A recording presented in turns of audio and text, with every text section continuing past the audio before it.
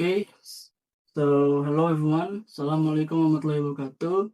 So in this we we want to present our presentation for the final exam of the English academic purpose.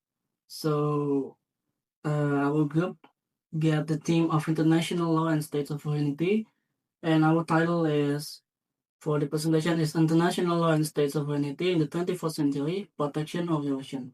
So before we start, let us introduce ourselves. We're from Group 13, and the first one is myself. My name is Muhammad Satrio Wicaksono with the last student ID of 0116, and my fellow comrades. Hello, my name is Priyatna, and the last number name 018. Hello, my name is Fatan Rafi Nomara, and the last number 063. So before we start, we have to know what is the background of the introduction. So the first one, so we all know that international law and states of sovereignty constitute the core foundation of the contemporary international system. So these two concepts, international law and states of sovereignty, is basically the core foundation of the contemporary international system. So back then, these two are the crucial ones for the international system, that these two are integrated for the system of the international system, because these two are really the basic one. And besides of that, the classical political thoughts. The sovereignty referred to the supreme authority of state over its territory and population, exercised independently from external interference.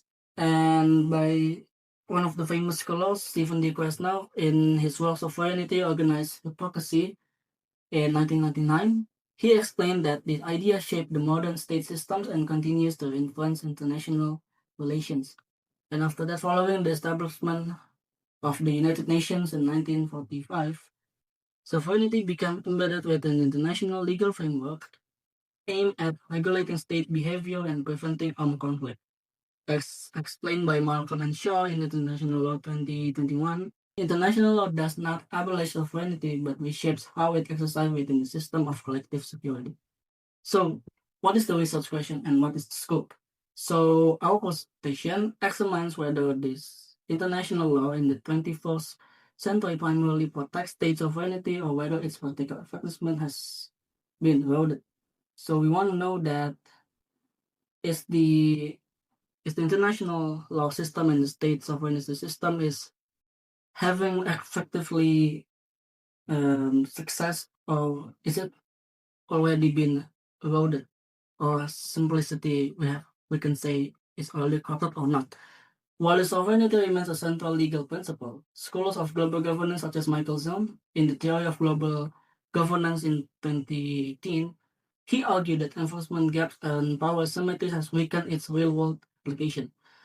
And to test our research and to know how we can apply these systems, we use the Russia-Ukraine war to test our theory to evaluate this tension between legal recognition and practical enforcement. So before we deep down, we have to know what is the definition of the international law itself. So the international law may be defined as a system of rules and principles governing relations between states and the other international actors. This understanding is reflected in the statute of the International Court of Justice, which identifies the treaties, customary international law, and general principles of law as the primary source of international law. According to Malcolm and Shaw in International Law 2021, this purpose of international law is to regulate state conduct, prevent conflict, and establish normative expectation of lawful behavior, even though the international law itself enforcement remains decentralized and dependent on political will. So before we start, what is the basic and how the international law and state sovereignty itself became applied and became the basic system of this international law and state sovereignty? So the concept of the state sovereignty is originally from early modern political theory and the historical settlement commonly associated with the Peace of Westphalia in 1648. And the first theory of this was Peace Westphalia systems is by Jean Bowden in 6 books of the Commonwealth in 1576. He conceptualized sovereignty as absolute and indivisible authority within a political community, and later this idea of the concept gonna be reinforced by Thomas Hobbes in Leviathan in 1651, who argued that supreme sovereign power was necessary to maintain order and security. And after all that idea that Charles Bacon from Jean Bowden and later on finalization with the Thomas Hobbes, that ideas collectively shape what modern scholars describe as the Westphalian system, which emphasized territorial integrity, political independence, and non-intervention as analyzed by Stephen De Castro in 1999. So, how is the Westphalian sovereignty in modern theory?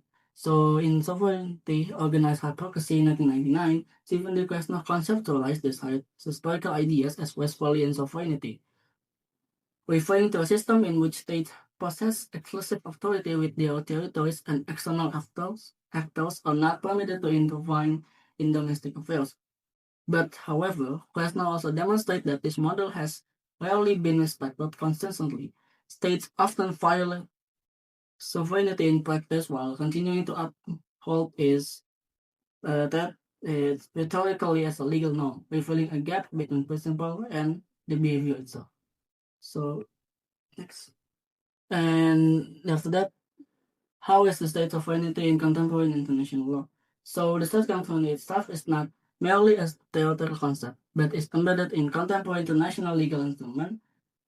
And so that's why the United Nations Charter provides the foundational framework for recognizing sovereign equality and regulating the use of force between states, as explained by Malcolm Henshaw itself, international law, and Ian Bown Lie in Principles of Public International Law, 2012. Modern sovereignty is a legal practice but also conditioned by collective security norms designed to prevent unilateral military action. And from the picture of this, we all know that the state conformity and the international law, the system is trying to prevent the military action. And there is many more study case that military action involved to the country itself, such as Myanmar and the Russian and Ukraine stuff. Next. Okay, thank you, my friend. In this research, Russian does the refer to this branch of state suffrage as a legal concept, but refer to the gradual weakening of its practical effectiveness. States remain formally recognized as sovereign actors within the internal system. However, their actual capacity to exert full control over policy decision, territory, and strategic choice has become increasingly constrained. Michael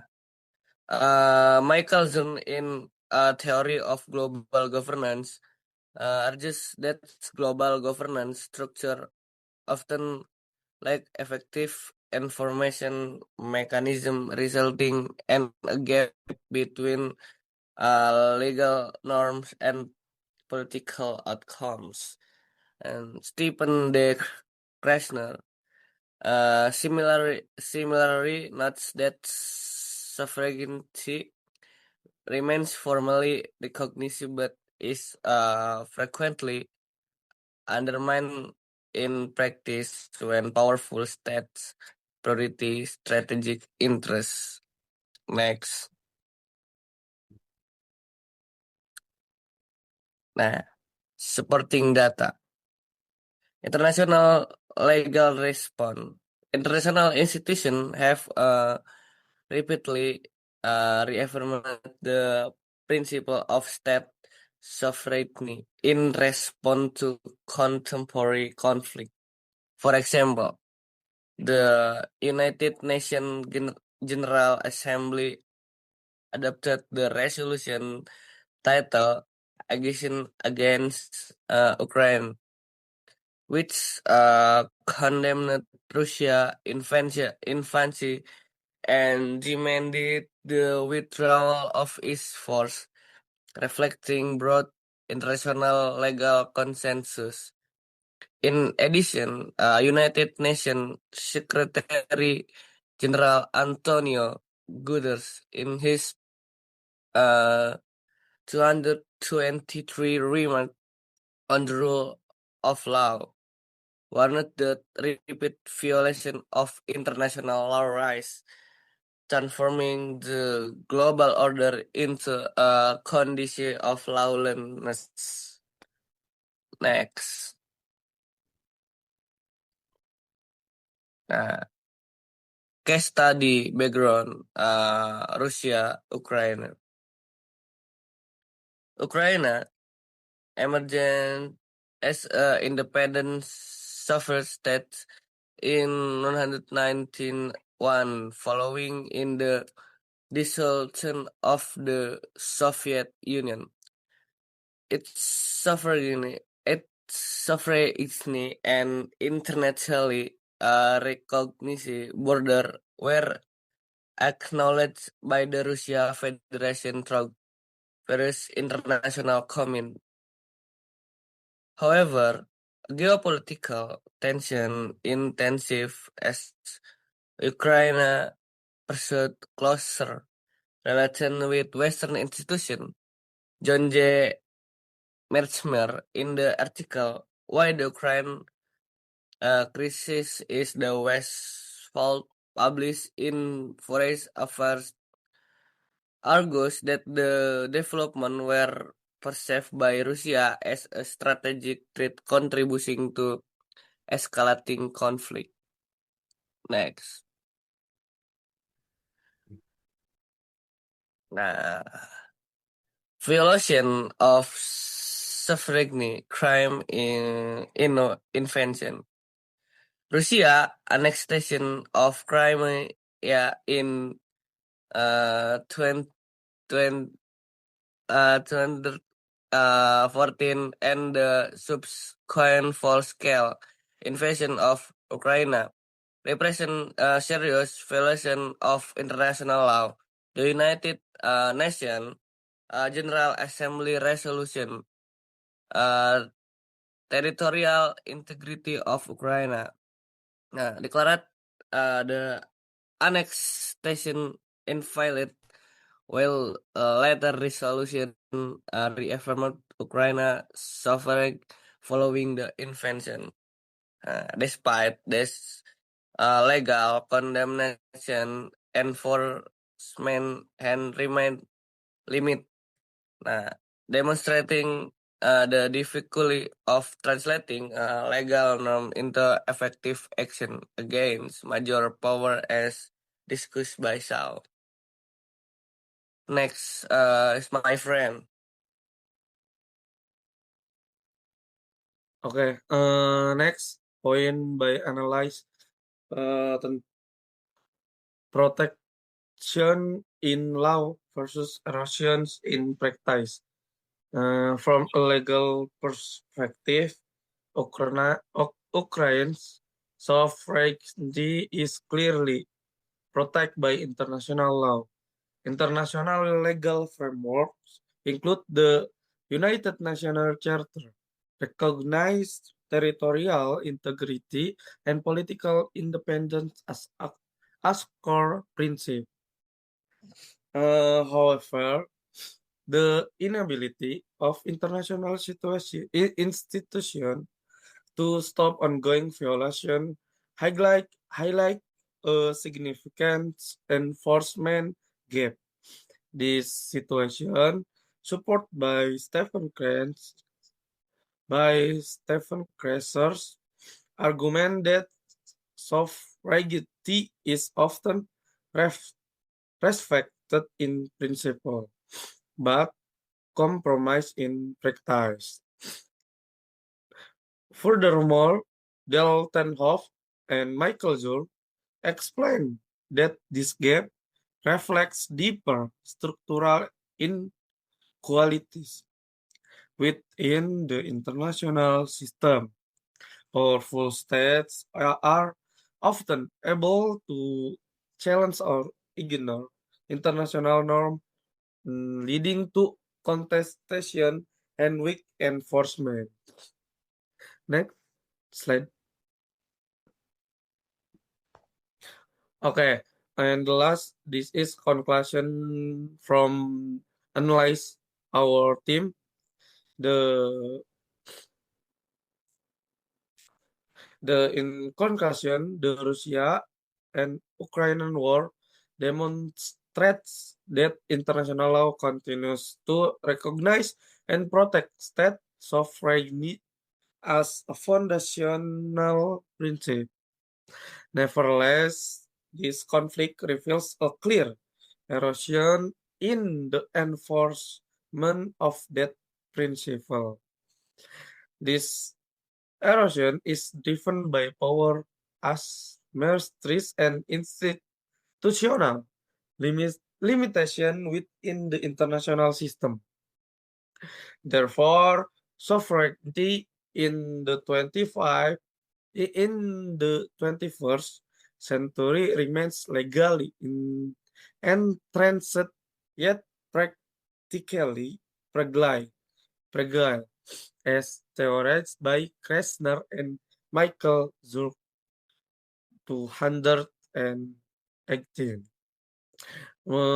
Because this conclusion for war Russia Ukraine, and from me this is, and back to my friend Satrio.